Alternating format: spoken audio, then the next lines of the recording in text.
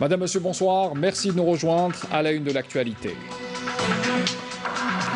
L'Algérie reçoit un autre don d'équipements médicaux de Chine, constitué d'1 million de masques, 10 000 tests de dépistage et des respirateurs artificiels. La cargaison transportée à bord d'un avion de nos forces armées a été réceptionnée en présence du Premier ministre.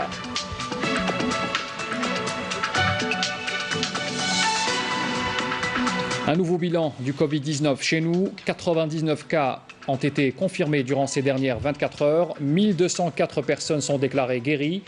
On dénombre encore, malheureusement, le décès de 10 personnes. On écoutera le docteur Jamal Fourar tout à l'heure. L'UNESCO organise une réunion par visioconférence qui a regroupé les ministres de la Culture membres dans l'Algérie. L'ordre du jour, faire le constat sur l'impact de la crise sanitaire dans le secteur de la culture.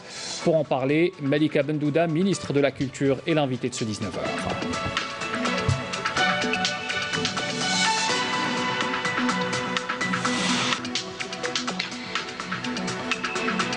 Et puis en ces temps de pandémie, certaines structures médicales continuent à fonctionner. Exemple, l'hôpital Parnay qui assure les vaccins et les consultations médicales en pédiatrie. Un reportage à suivre également tout à l'heure.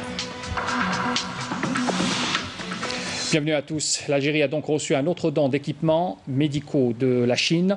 C'est un don constitué d'1 million de masques, 10 000 tests de dépistage et des respirateurs artificiels. Il est destiné à la lutte contre le coronavirus Covid-19. C'est un convoi qui a été réceptionné en présence du Premier ministre Abdelaziz Jarrad. Et c'est un don qui a été transporté à bord d'un avion de nos forces aériennes de l'Armée nationale populaire à partir de Pékin, en Chine. Karim Haïfa. L'avion ravitailleur de l'armée nationale, un Ilyushin 76, a atterri hier soir sur le tarmac de l'aéroport d'Alger. À son bord, un nouveau don de la Chine constitué de 20 tonnes de matériel médical avec des masques FFP2, des kits de dépistage et d'appareils de respiration artificielle dans le cadre de la lutte contre le nouveau coronavirus. Un convoi réceptionné en présence du Premier ministre Abdelaziz Jarrad, accompagné du ministre de la Santé, du ministre délégué à l'industrie pharmaceutique ainsi que de l'ambassadeur de Chine à Alger. Le Premier ministre qui a exprimé ses remerciements à la Chine pour sa contribution, particulièrement celle de son Premier ministre qui a voulu montrer que le gouvernement de son pays vouait un grand respect au gouvernement et au peuple algérien. Je saisis cette occasion pour remercier le Premier ministre chinois et son gouvernement pour le travail colossal en nous aidant à combattre cette pandémie. Il est certain qu'ensemble, nous allons triompher de ce fléau et ce n'est là qu'une étape dans les relations entre les deux pays qui sont des relations privilégiées avec un passé glorieux, un présent solide et un avenir rayonnant. Je saisis également cette occasion pour vous remettre un message au Premier ministre chinois dans lequel je lui ai exprimé tout le respect et la considération et où je transmets également les salutations fortes du président de la République Abdelmadjid Tebboune au président chinois ainsi que mes salutations sincères au nom du peuple algérien au peuple chinois.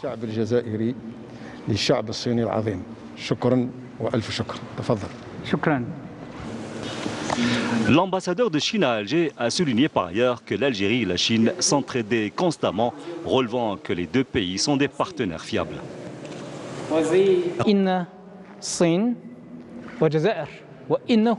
La Chine et l'Algérie ont de tout temps été des partenaires privilégiés l'une pour l'autre. La Chine qui accorde un grand intérêt à la coopération avec l'Algérie, cela reflète d'ailleurs les relations privilégiées et fortes entre les deux pays. Après plus de 7 heures de vol et parcouru 10 000 km, les membres d'équipage de l'Ilyushin 76 sont arrivés à bon port, satisfaits d'avoir accompli leur mission. Nous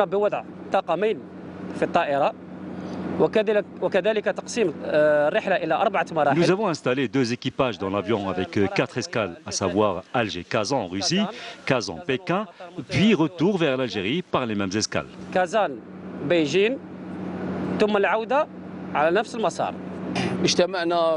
On s'est réunis au sein de la 7e flotte de l'armée de l'air sous la conduite du commandement de la même flotte pour la préparation du plan de vol avec tous les documents relatifs à la situation météorologique prévisible sur le parcours, notamment celle prévalant sur les aérodromes de Moscou, Pékin et Kazan, en prenant en compte nos réserves de carburant pour accomplir cette mission.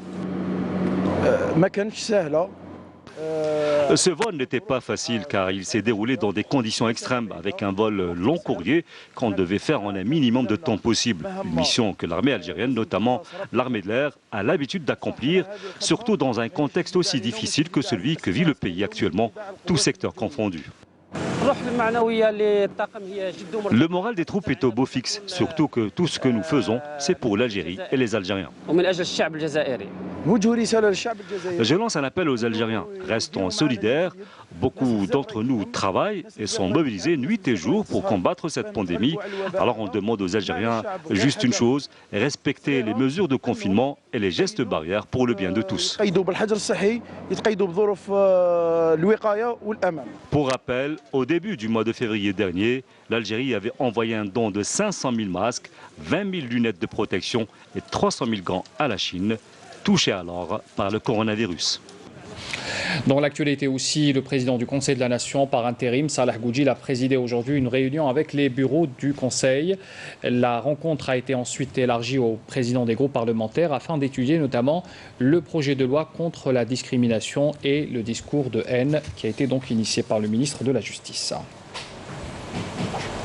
À l'Assemblée populaire nationale, adoption aujourd'hui du projet de loi donc relatif à la prévention et à la lutte contre la discrimination et le discours de haine, et le projet de loi modifiant et complétant l'ordonnance portant code pénal. Le Conseil de la Nation, il faut le rappeler, tiendra demain, jeudi, une séance plénière consacrée également au vote avec débat restreint du même projet de loi. Le ministre de la Santé, de la Population et de la Réforme hospitalière, Abdelrahman Ben Bouzid, a présenté ce mercredi à Alger, lors d'une visioconférence ayant réuni plusieurs de ses homologues africains, l'expérience algérienne en matière de lutte contre le coronavirus qui a touché la majorité des pays du monde.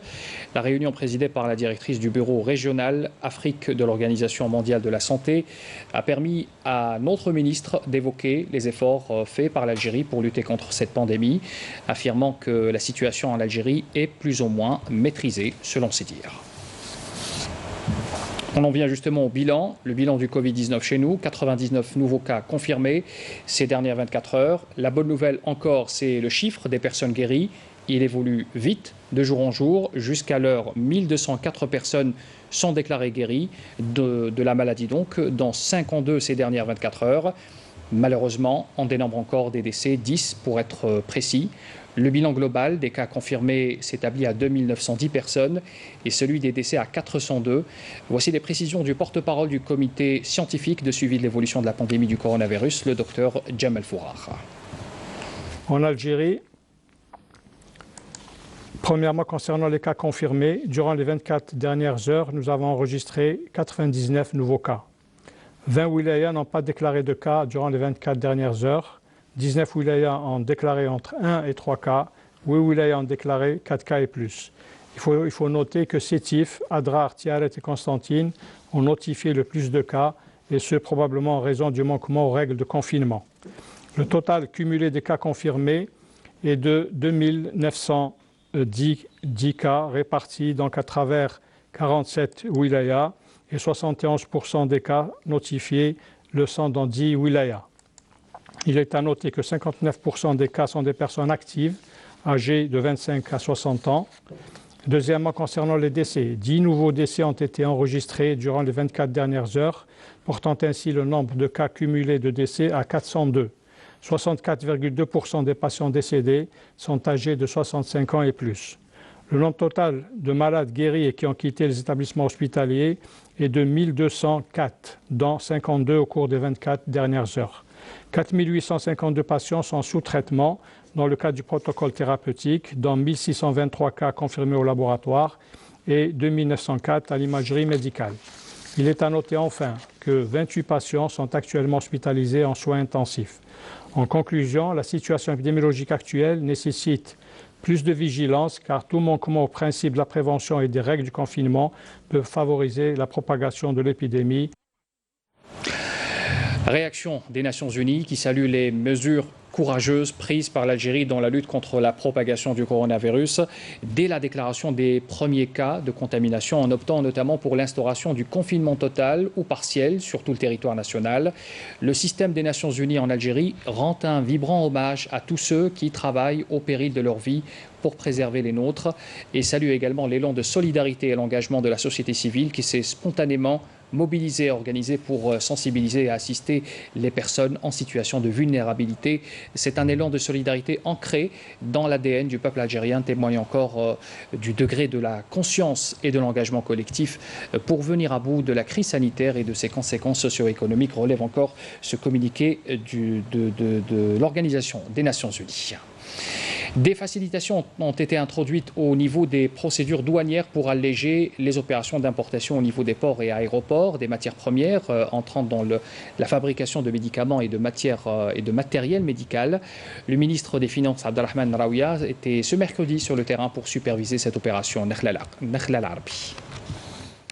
Au niveau du port d'Alger et de l'aéroport Houari Boumediene, l'activité se maintient en dépit de la crise sanitaire actuelle. Cela à la faveur des mesures exceptionnelles récemment annoncées par la Direction générale des douanes et dont l'entrée en vigueur facilite et accélère substantiellement les opérations d'importation des marchandises, notamment les produits de santé et les équipements médicaux. Ces mesures qui concernent les opérateurs économiques, les commissionnaires en douane et tous les professionnels du secteur sont rigoureusement mises en pratique par l'administration des douanes.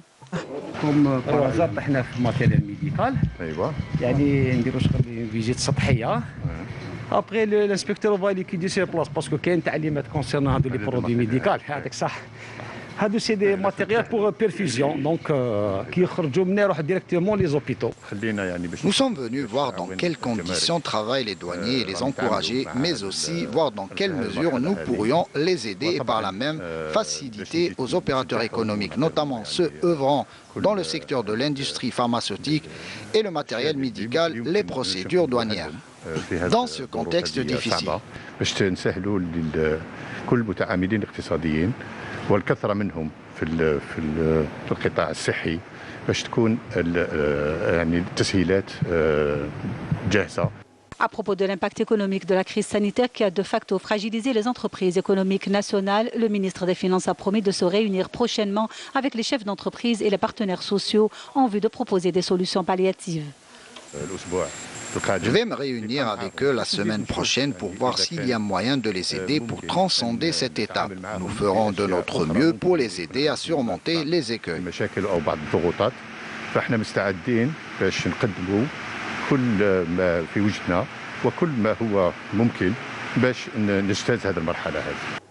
Tous les moyens sont mis en œuvre pour assurer la fluidité des importations dans ces circonstances exceptionnelles. Les produits agricoles et alimentaires sont disponibles en quantité suffisante pour répondre à la demande des consommateurs et ce en dépit de la situation sanitaire difficile que vit le pays. C'est ce ont tenu à rassurer donc aujourd'hui à Alger les deux ministres, celui du commerce Kamal Zik et de l'agriculture et du développement rural, Cherif Oumari, lors d'une réunion de coordination conjointe ayant pour ordre du jour le programme de régulation du marché pendant le mois sacré de Ramadan. Les deux ministres ont assuré que les deux secteurs avaient pris toutes les mesures nécessaires pour assurer l'approvisionnement du marché en matières essentielles pendant le mois sacré. Organisée par l'UNESCO, une réunion par visioconférence a regroupé les ministres de la Culture dans l'Algérie. Il était question essentiellement de faire un constat sur l'impact de la crise sanitaire dans le secteur de la culture. Notre équipe a assisté au début de cette réunion à partir du bureau même de la ministre de la Culture, Fella Bennour. Matériel et la mise en ligne. C'était un moment de partage et de recueillement virtuel qui a regroupé plus de 140 ministres de la culture à travers le monde. Une première dans l'histoire de l'UNESCO. L'impact de la crise sanitaire sur le secteur culturel était au cœur des différentes interventions. Tous les ministres de la culture, auxquels participent plus de 140 ministres et vice-ministres, qui ont un temps de parole de 3 minutes chacun, afin d'exposer quelles sont les mesures à prendre, qui ont été prises à prendre et quelles sont aussi les actions à entreprendre ensemble dans le cadre de la solidarité internationale afin de préserver le monde de la culture. Le fait qu'aujourd'hui, Madame la ministre de la Culture d'Algérie présente à la réunion de l'UNESCO tous les ministres, ce sera aussi une occasion pour le ministère de la Culture de poursuivre et de proposer des opérations qui pourraient être à ce moment-là concrètement menées sur le terrain après le confinement.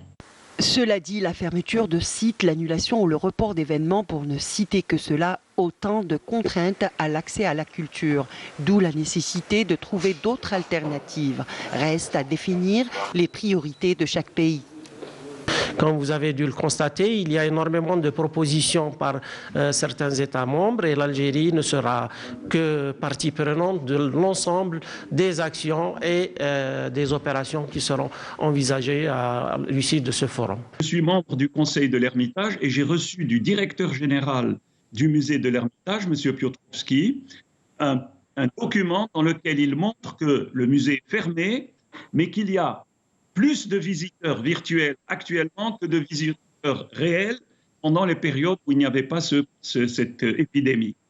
Et il a mis en place toute une série de mécanismes virtuels qui permettent au musée de ne pas rester sans activité. Donc voilà, ça c'est le premier défi que la Réunion va avoir à étudier. Madame la ministre est constamment en contact avec ses collègues, notamment de la région, pour essayer de trouver les multiples formes d'action solidaires que nous pouvons entreprendre ensemble. Et parmi ces actions, justement, entre autres, renforcer les opportunités liées au numérique, mais aussi apporter une aide aux urgences, à l'écosystème culturel, notamment les créateurs et les PME. Des mesures qui prouvent encore une fois que la culture n'a pas de frontières.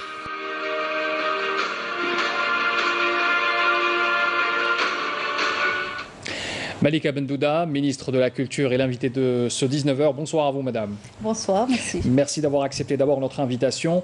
On vient de voir sur ce sujet que les temps sont durs un peu pour le secteur de la culture avec la crise sanitaire actuelle. Vous avez tenu une réunion assez particulière aujourd'hui avec vos homologues de plusieurs pays, membres de l'UNESCO. Comment s'est passée cette réunion, madame ? Donc la réunion se rentre dans le cadre d'un travail organisé par l'UNESCO, des États membres de l'UNESCO. L'Algérie, bien sûr, a participé par la présentation de toutes les mesures prises par notre ministère engagé pendant cette pandémie pour continuer l'action culturelle via les plateformes numériques et aussi toutes les mesures engagées pour aider les artistes qui sont touchés par le gel de leur activité culturelle et artistique. Alors, nous allons revenir tout à l'heure vers les plateformes numériques avec un sujet que nous allons tourner également. Mais avant, la réunion a permis de sortir avec des recommandations. Il y a eu des recommandations qui ont été adoptées par rapport à des propositions, dont les propositions algériennes. Oui, bien sûr. Chaque pays a parlé de toutes les mesures prises à son niveau. Et puis, il y a eu des recommandations, entre autres, comment on puisse continuer à l'activité culturelle après la pandémie. On sait que le secteur de la culture est un secteur très fragile. C'est le premier touché, il va être le dernier à reprendre sûrement. Donc la situation des artistes est vraiment fragilisée en ces temps. Donc on parle d'un fonds commun, on parle aussi d'aide prise au niveau local et puis aussi d'échange d'idées comme ça sur... Puis il y a aussi certains pays qui ont lancé un appel d'aide parce qu'ils n'arrivent pas vraiment à trouver des solutions. Donc il y a une forme de mobilisation au niveau de l'UNESCO, à travers l'UNESCO, tous ces pays on essaie un peu de s'en sortir en ces temps compliqués. Vous restez avec nous, madame, justement, en cette période de confinement, l'Office national de la gestion et de l'exploitation des biens culturels protégés organise des visites virtuelles. On en a parlé tout à l'heure dans le sujet que vous avez vu de Flab Nord. Alors, ce sont des visites virtuelles par le biais de réseaux sociaux, des musées et des sites historiques sont au menu. Sid Ahmed Bouraï pour plus de détails. Même étant confiné, vous pouvez toujours découvrir des sites historiques et les différents musées à travers une visite virtuelle sur réseaux sociaux. Nous avons organisé plusieurs visites virtuelles sur notre site qui permettent de découvrir plusieurs vestiges du passé grâce aux vidéos qu'on publie. Notre but est de faire connaître notre patrimoine historique. Une manifestation culturelle que l'Office national de la gestion et d'exploitation conservation des biens culturels protégés veille à sa réussite totale. Nous proposons un large programme technique sur tous les éléments présents dans nos musées, dans le but de faire découvrir au public le maximum de sites historiques. Ces visites virtuelles sont suivies par plusieurs personnes. Une aubaine en cette période de confinement. Nous avons un grand public sur les réseaux sociaux qui atteint parfois les 50 000 vues. C'est un nombre colossal que nous n'avions jamais imaginé atteindre. Une louable initiative qui mérite d'être encouragée. Alors, Madame la Ministre, on revient vers vous. On ne peut pas aller au musée, c'est le musée qui vient vers nous. Tout à fait. Quel est votre premier constat? On vient de voir cette plateforme numérique qui est très intéressante, qui rapporte un peu tout ce qui est en rapport avec des sites historiques ou même des musées. Vous avez constaté une affluence particulière par rapport à ces sites? Ah oui, bien sûr. Déjà, on doit souligner que le mois du patrimoine a commencé. Depuis quelques jours déjà. Depuis quelques jours, avec un slogan particulier, le patrimoine à l'ère du numérique. Et ça tombe très bien, vu le Covid-19 et le confinement qui a vraiment gelé toute l'activité culturelle. Il y a des plateformes, des musées numériques, des visites virtuelles en 3D et même des sites archéologiques qui connaissent vraiment un attrait vraiment très extraordinaire. On a beaucoup plus de visites sur la plateforme numérique que réelles, justement. Et ce changement nous pousse à réfléchir à une accélération. À pérenniser peut-être, à pérenniser cette initiative? Tout à fait. Après le corona, on pense à laisser justement, à améliorer ces plateformes qui ont été faites dans la précipitation, bien sûr. Et maintenant, on va justement opter pour une activité parallèle numérique du patrimoine et du théâtre aussi, de l'opéra et d'autres. Combien de sites aujourd'hui, Madame, combien de sites ont bénéficié de cette opération de numérisation, de 3D, vous l'avez expliqué, le nombre de sites au niveau national? Il y en a beaucoup, oui. Parce que les mesures ont été prises au niveau de tous nos musées. Oui. Il fallait accélérer une numérisation, donc oui. Il y a des logiciels spéciaux pour la 3D. Oui. Et maintenant, on se trouve carrément avec tous nos musées arrivent à avoir une visite virtuelle, non seulement les musées, mais même les sites archéologiques. Vous avez lancé également, il y a 2-3 jours, une opération de désinfection au niveau des sites culturels. C'est important d'opérer ce genre d'opération, surtout en ce moment, profiter un peu du vide de ces milieux? Tout à fait. L'opération a été menée grâce à l'aide précieuse des scouts algériens.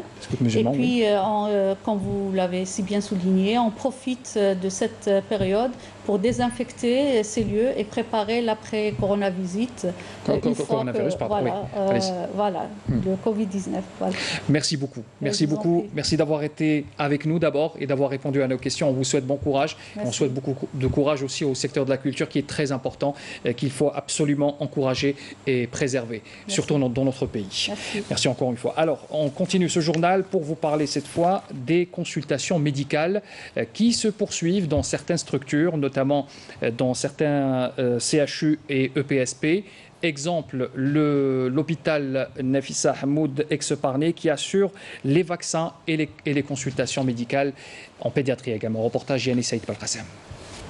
Si la majorité des consultations ont été annulées pendant la période de Covid-19, ce n'est pas le cas pour les consultations de vaccination, puisqu'elles font partie des prises en charge urgentes autorisées pendant le confinement. Le but étant d'assurer les vaccins pour les nourrissons de 0 à 6 ans. Tous les vaccins, soit le DTC ou le Rouvax, on a fait un programme par semaine. Chaque semaine, chaque jour, on appelle les personnes concernées pour le vaccin. On travaille normalement. Nous, on prend nos précautions. Voilà. D'autant plus que les dispositions ont été prises pour éviter que les patients se croisent dans les structures, surtout à un nombre important. Avant de vacciner le bébé, quelques questions s'imposent. À l'exemple, ces deux jeunes mamans qui n'ont pas voulu interrompre le vaccin se sont présentées tout en prenant les précautions nécessaires. Est-ce que vous avez eu peur ou là? Oui, خفت من le coronavirus parce que sans trouver les maladies et tout. Mais ça va, j'étais au rendez-vous, j'étais directement traite.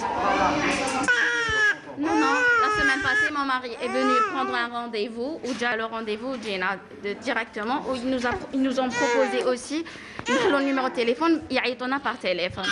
Retarder la vaccination des enfants de moins de 2 ans pourrait provoquer la recrudescence de dangereuses maladies infectieuses, nous explique le docteur. De ne pas faire le vaccin.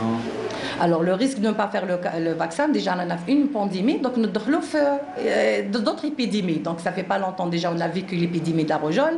Donc si on ne vaccine pas, donc on a dans des épidémies beaucoup plus graves. Donc la vaccination, impossible de l'arrêter, surtout pour les enfants de moins de 2 ans. C'est-à-dire pour les enfants plus âgés, peut-être. On peut différer de quelques semaines, 1 mois ou là, il n'y a pas de souci, on peut toujours rattraper. Il est important de mentionner que les vaccins sont obligatoires. La polyclinique Boudjma Mourni, annexe du CHU Parnay, assure la vaccination et pas que, puisque les consultations des autres spécialités sont à l'ordre du jour. La Direction générale de la Sûreté nationale a démenti ce mercredi fermement les allégations mensongères tenues à l'encontre de cadres et agents de la police des frontières concernant le déroulement du rapatriement des ressortissants français et de résidents en France par les vols spéciaux de la compagnie Air France à partir de l'aéroport international d'Alger. La DGSN tient à éclairer l'opinion publique que les opérations de rapatriement sont gérées par le consulat du pays cité et que les inscriptions sur les listes en question, qui étaient enregistrées auprès de la compagnie Air France à travers des messages SMS qu'elle recevait sur des numéros de téléphone à son compte, sont désormais enregistrées par les candidats au rapatriement sur un site web spécifique au consulat général de France, ajoute encore le communiqué de la Direction générale de la Sûreté nationale. L'autorité de régulation de l'audiovisuel rappelle aujourd'hui aux différents médias audiovisuels publics et privés sur la nécessité de respecter l'éthique et la déontologie dans l'accomplissement de leur mission en ce mois de jeûne, tout en poursuivant leurs efforts à encourager les citoyens à respecter les différentes consignes sanitaires pour mettre fin à la crise du coronavirus.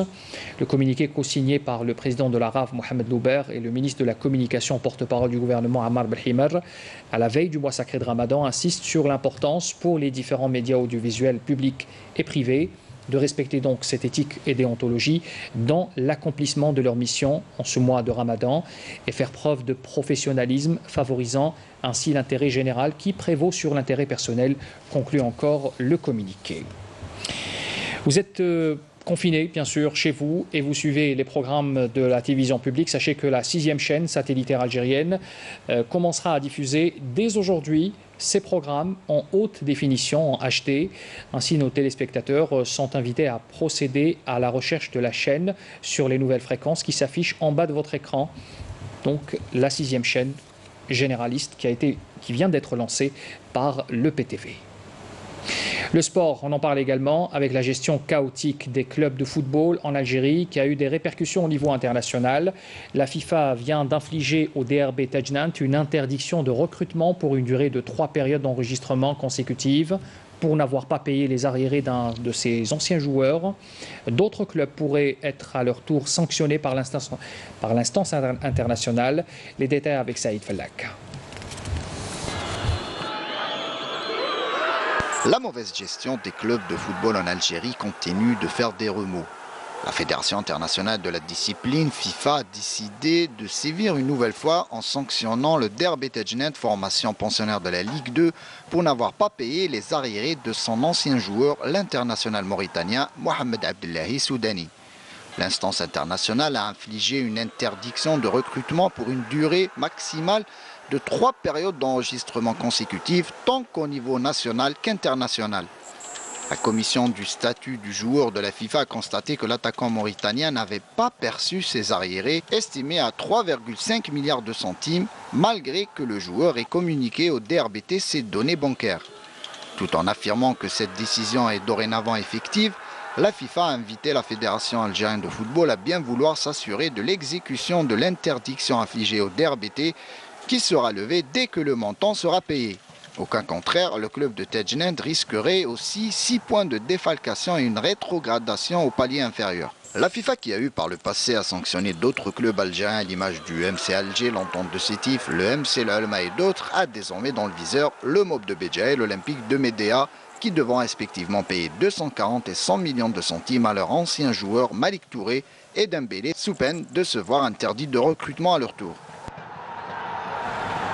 La suite de notre série de reportages consacrée au mois du patrimoine cap cette fois sur Guelma, cette wilaya de l'est du pays qui a connu le passage de plusieurs civilisations, avec cette fois une découverte particulière faite au mont de Beni Salah.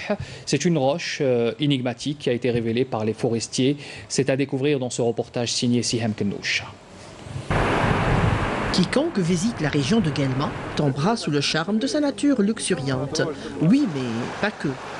D'innombrables sites archéologiques témoignent des différentes civilisations qui sont passées par là, notamment la civilisation romaine. Au cœur de la ville, le théâtre romain très bien conservé est un chef-d'œuvre architectural dont les caractéristiques de son acoustique défient le temps.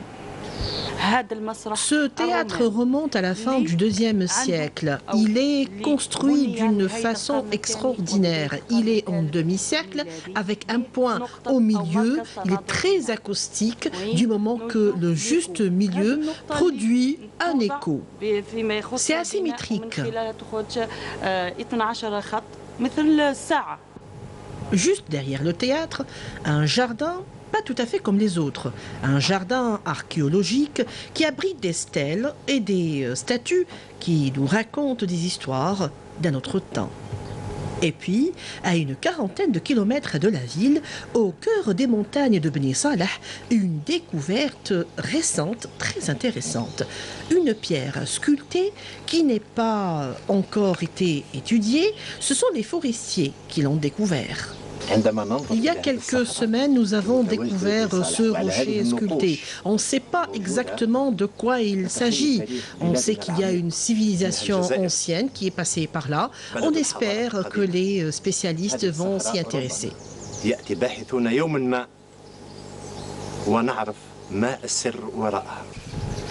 Kalama, Guelma, toute une wilaya. Un musée à ciel ouvert qui n'a pas arrêté de nous livrer ses trésors. Fin de ce journal. Merci de l'avoir suivi. Très bonne soirée à tous. À demain.